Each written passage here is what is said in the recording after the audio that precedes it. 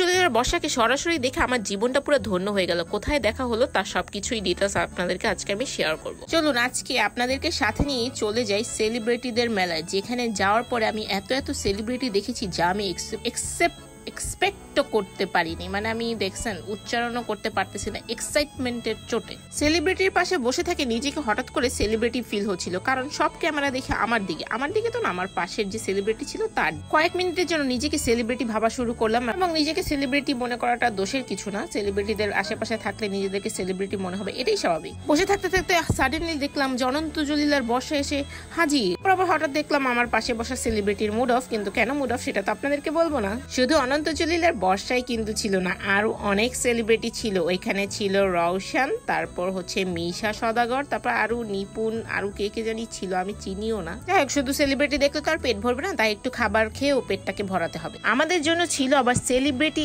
Special fruits, যেগুলো শুধুমাত্র সেলিব্রিটিরা খায়। আজকে আমি সেটা খাবো, এবং এই ফ্রুটস খেয়ে সেলিব্রিটিরা এত বেশি সুন্দর, আজকে একটু আমিও খেয়ে দেখবো আমি সুন্দর হই কিনা। এরই মধ্যে দেখলাম নায়ক নায়িকার রোমান্স শুরু হয়ে গিয়েছে স্ক্রিনের মধ্যে। পরে বুঝলাম যে সিনেমার গান চলছে। বাই দ্য ওয়ে, সেদিন আমি গিয়েছিলাম এফডিসিতে আমার ফ্রেন্ডের সাথে। আমার ফ্রেন্ড কিন্তু একজন বিগেস্ট সেলিব্রিটি হওয়ার পথে আছে।